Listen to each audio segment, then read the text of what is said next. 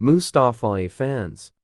نذرانہ مرید سے لینا اور اس کو قبول کر لینا یہ ہمارے مشائخ کے ہاں مروج ہے، لیکن یہ بات ذہن میں رکھیے کہ نذرانے کا جو تصور ہے مشائخ کے ہاں اس کی بھی ایک حکمت ہے۔ یہ ایک بہت بڑی NGO ہے۔ سارے مریدین نے آ کے اپنی حاجت اپنے پیر سے کہنی ہوتی ہے۔ میری بیٹی جوان ہے، شادی کا انتظام نہیں، حضرت آپ دعا کر دیجئے۔ مرید تو کہہ کے چلا گیا، پیر تڑپتا رہا کہ میں کیسے انتظام کروں اس کا۔ صرف ہاتھ اٹھا کے دعا ہی نہیں کرنا تھا، اس کی دعا بھی کر دی تھی۔ اب دوسرا مرید آیا جو امیر تھا، تو اس نے نذرانہ پیش کیا تو پیر کا دل خوش ہو گیا کہ میرے اس غریب مرید کا کام بن گیا۔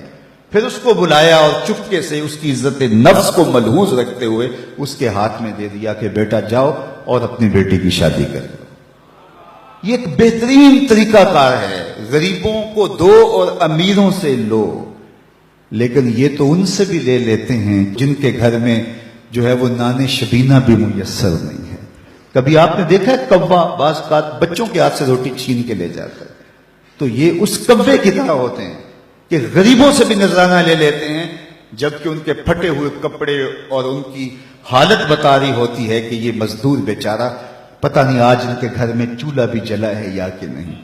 علامہ اقبال کا معروف واقعہ ہے کہ وہ بیٹھے تھے میکلوڈ روڈ والے مکان میں، تو ایک صاحب آئے ان کے پاس جو بہت بڑے پیر تھے اس زمانے کے، تو ان کا ایک مرید لاہور کے دوسرے کونے میں رہتا تھا، تو اسے پتہ چلا کہ میرے پیر صاحب علامہ اقبال علیہ رحمہ کے مہمان بنے ہیں، تو وہ ملنے کے شوق میں آیا اور اس نے کہا کہ حضرت بیٹی جوان ہے اور جن کے ہاں رشتہ طے کیا ہے وہ شادی کا کہہ رہے ہیں، اور میں پہلے 100 روپے کا مقروض، اس زمانے میں 100 روپیہ بھی بڑا ہوتا تھا، اور مزید شادی بھی کرنی ہے، کوئی دعا کیجئے، اور اپنا دکھڑا سنایا۔ پیر صاحب نے ہاتھ اٹھائے، دعا کی اور اس کو کہا بیٹا آپ کو اجازت ہے۔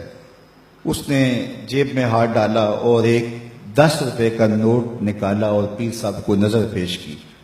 انہوں نے چپکے سے لے کے جیب میں ڈال دیا۔ اقبال کی بے ساختہ ہنسی نکل گئی۔ خیر مرید صاحب سامنے تھے تو پیر صاحب نے اس وقت تو کوئی بات نہ کی۔ جب مرید صاحب تشریف لے گئے تو اقبال سے پوچھنے لگے پیر صاحب آپ کیوں ہنسے تھے؟ کہا حضرت میں آپ کی دعا کی قبولیت پہ ہنسا تھا۔ تو آپ کو کیسے پتہ چل گیا میری دعا قبول ہو گئی؟ کہا حضرت جب آپ نے دعا نہیں کی تھی وہ 100 روپے کا مقروض تھا، جب آپ نے دعا کر دی 110 کا مقروض ہو گیا۔ اب اس کو تو دینا چاہیے تھا لیکن آپ نے اس سے بھی لے لیا۔ تو اس پر اقبال نے کہا تھا ہم کو تو میسر نہیں مٹی کا دیا بھی، ہم کو تو میسر نہیں مٹی کا دیا بھی، گھر پیر کا بجلی کے چراغوں سے ہے روشن۔ کم بیشت اللہ جو کہہ سکتے تھے رخصت ہوئے، رہ گئے قبروں پہ مجاور اور گور کن۔ میراث میں آئی ہے مسند ارشاد ان کو، زاغوں کے تصرف میں عقابوں کا نشیمن۔ نذرانہ نہیں سود ہے پیران حرم کا، نذرانہ نہیں سود ہے پیران حرم کا، ہر خرقہ سالوس کے اندر ہے مہاجن۔ شہری ہو دیہاتی ہو مسلمان ہے سادہ، بتوں کی طرح پجتے ہیں کعبے کے برہمن۔ تو اس کی تو مدد کرنی چاہیے تھی۔